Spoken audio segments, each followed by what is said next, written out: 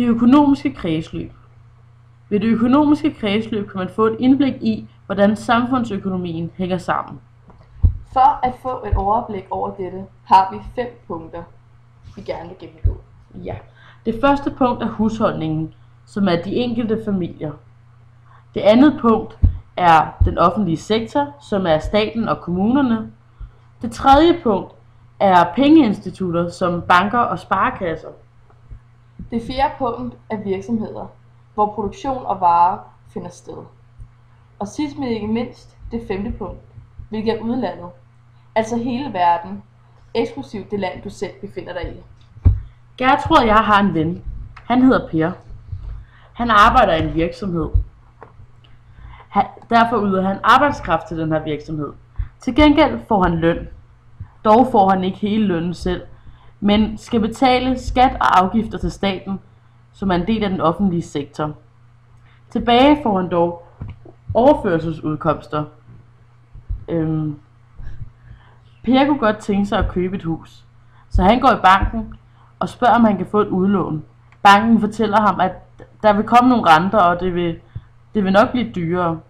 Derfor vælger Per at lade være.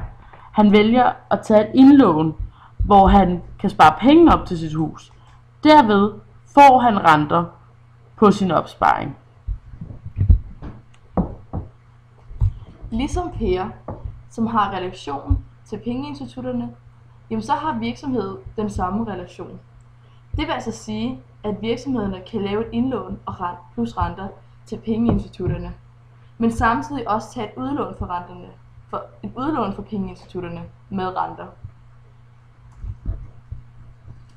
Virksomhederne har dog også en relation til verden, da der kommer import og betaling af varer fra udlandet til virksomheder, men en eksport og betaling af import for virksomheder til verden.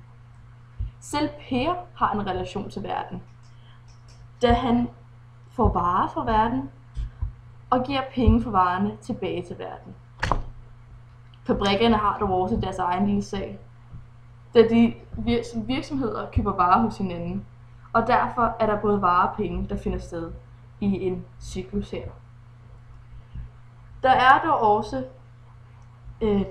går dog også varer fra fabrikker til det offentlige sektor. Derfor sker der skatter og afgifter. Der kommer dog også penge på varerne fra de offentlige sektor tilbage til virksomheder. Det var alt vi havde. Så får du ikke mere for den 25 øre.